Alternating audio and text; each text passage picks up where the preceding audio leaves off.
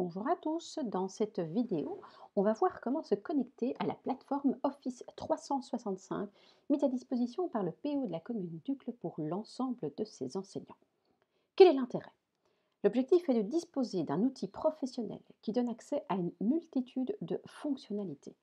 Avant tout, une adresse mail professionnelle de type première lettre du prénom, nom, ucle.edu.bruxelles.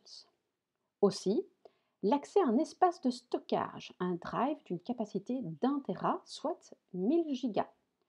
Ensuite, l'accès à Teams, qui permet des échanges entre collègues et même de la visioconférence.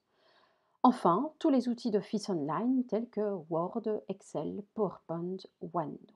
Et vous allez devoir lancer votre navigateur Internet. Ici, moi j'ai lancé Google Chrome, mais vous pourriez très bien lancer Internet Explorer, Edge, Firefox Mozilla, Safari ou je ne sais quel autre navigateur Internet. Dans votre barre d'adresse ici au-dessus, vous allez taper office.com, donc www.office.com. Deux possibilités de connexion. En haut à droite, se connecter ou ici, connexion. C'est exactement le même effet. En cliquant sur connexion, vous allez introduire l'identifiant que vous avez reçu, c'est-à-dire votre adresse email professionnelle, la première lettre de votre prénom, votre nom, ucle.edu.bruxelles. Ici, je vais utiliser pour la démonstration une adresse fictive.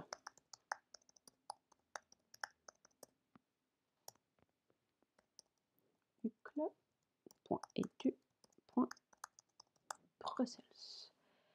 C'est l'identifiant que j'ai reçu, l'adresse fictive que j'ai reçue. Je clique sur suivant. Ici, vous allez devoir introduire le mot de passe de départ, le mot de passe qui vous a été attribué au moment de votre connexion. Plus tard, évidemment, ce mot de passe devra être changé. C'est le système de Microsoft qui, à un moment donné, vous amènera à modifier votre mot de passe de manière à ce qu'il vous soit évidemment tout à fait secret. Mais donc, dans un premier temps, lors de votre première connexion, vous allez indiquer le mot de passe que vous avez reçu.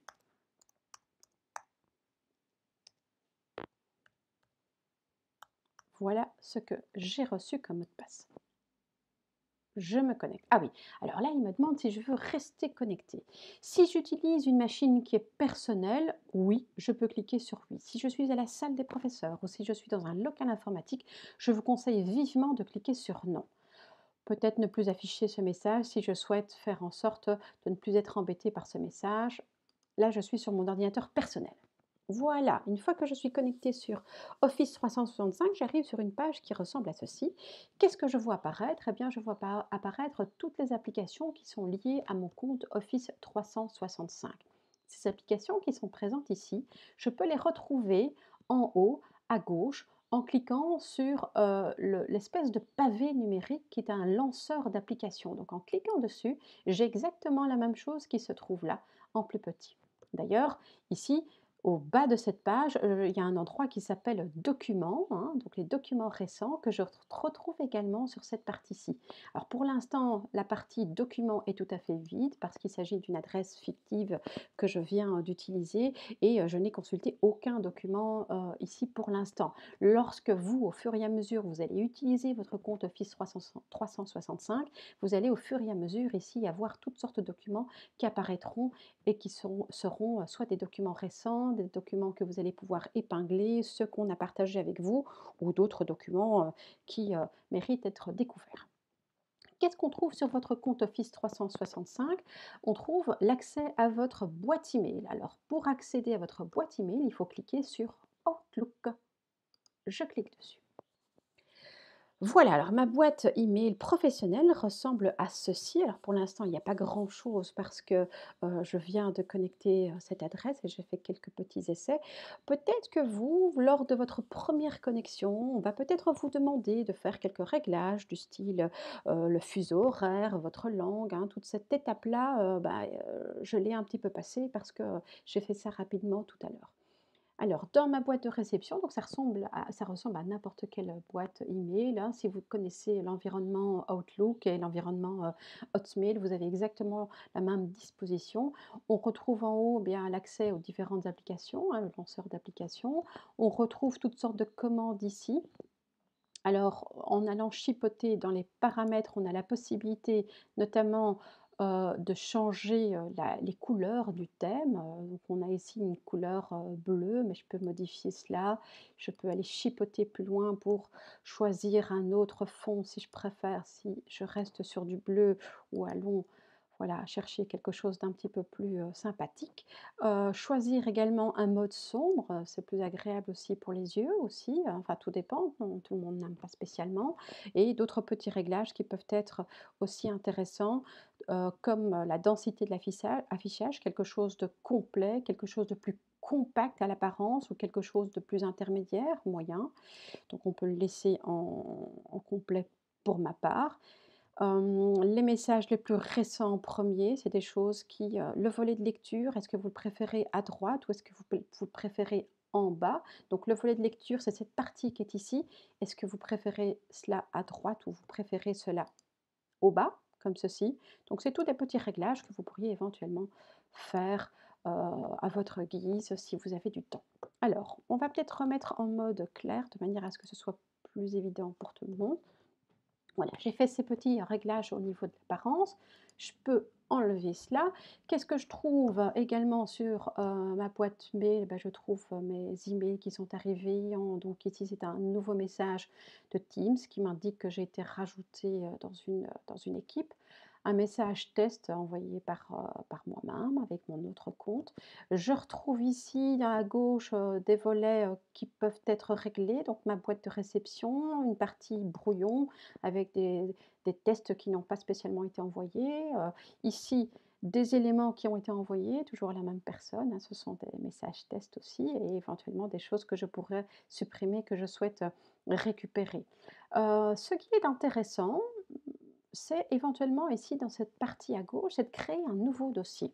Pour créer un nouveau dossier, 2 possibilités, cliquer sur nouveau dossier, je clique une fois et je vais pouvoir ici attribuer un nouveau nom à ce nouveau dossier, mais je peux très bien faire un clic droit ici sur le mot dossier, clic droit et créer un nouveau dossier. Donc l'intérêt de pouvoir créer un nouveau dossier, c'est éventuellement de créer, un endroit, un petit dossier dans lequel je vais garder mes mails professionnels extrêmement importants et je vais noter, je vais attribuer comme nom à ce dossier les «à garder». Voilà. J'ai ici un petit dossier qui s'appelle les à garder et dans ce dossier à garder, bah, pour l'instant, je n'ai pas grand-chose, mais je déciderai, si à l'avenir j'ai un message extrêmement important de ma direction ou une circulaire importante qui parle d'un aménagement particulier ou toutes sortes de choses, je peux décider de déplacer un message et de le laisser dans cette partie à garder. Admettons que ce message-ci est un message important, je le prends, je le déplace et je vais venir le déposer dans à garder. Donc je recommence, j'ai cliqué sur ce message-ci, qui est un message que j'estime être important, et je viens le déposer ici dans le à garder. Il a disparu de ma boîte de réception, par contre, je peux y accéder simplement en cliquant sur à garder. Là, j'ai un message important que j'ai voulu sauvegarder et le mettre dans un dossier à garder. On a ici le volet boîte de réception, on a ici le volet calendrier. Le volet calendrier, quand on clique dessus, on a ceci. Alors, on pourrait très bien utiliser ce calendrier à titre professionnel et pouvoir encoder dessus, bien vos dates de réunion de parents, vos dates de concertation, vos dates de congé, pourquoi pas. Je pourrais par exemple ajouter le calendrier de la Fédération Wallonie-Bruxelles. Le calendrier de la Fédération Wallonie-Bruxelles qui reprend notamment toutes les vacances scolaires et donc ça peut être très pratique de ne pas devoir les encoder et directement de les avoir affichés dans mon calendrier. Donc c'est une opération qui est assez simple, hein. Je clique sur ajouter calendrier, je vais au préalable sur le site enseignement.be aller chercher ce calendrier. Donc ça c'est pour le volet calendrier. Volet contact, hein, vous pourriez très bien ici enregistrer vos contacts. Ici, et de manière à pouvoir les retrouver plus facilement. Ici, c'est le volet To Do. C'est un volet, dans lequel vous allez pouvoir, introduire toutes sortes de tâches, avec des tâches importantes, planifiées ou autres et c'est assez, simple de pouvoir encoder, différentes tâches et si vous êtes relié à votre téléphone et bien ces tâches vont venir être notifiées sur votre téléphone, de manière à pouvoir les avoir sous la main sur votre appareil.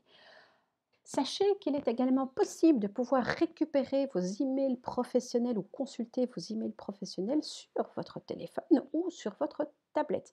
Pour ce faire, ce qu'il est conseillé, c'est de pouvoir télécharger l'application Outlook sur votre téléphone ou sur votre tablette. Ici, je suis sur un ordinateur, mais sachez qu'on peut faire une petite recherche Internet concernant cette application Outlook. Donc, il suffit de taper application Outlook et je vois qu'elle existe sur Play Google, donc pour l'environnement Android, et ça existe également pour l'environnement iOS, c'est-à-dire pour tous les produits Apple. Donc, je peux la télécharger, l'installer sur mon téléphone, l'installer sur ma tablette et voilà, j'ai des captures d'écran ici qui représentent cette application et qui est extrêmement bien faite. Je l'utilise moi personnellement sur mon appareil, sur ma tablette et je peux vous dire, pour Apple, qu'elle est extrêmement bien faite et on y trouve à la fois, donc on a accès à sa boîte de réception, on a accès à son calendrier, que ce soit sur un iPhone, sur un iPad, on voit le calendrier et on arrive à s'organiser, mais vraiment de manière très professionnelle grâce à cette application.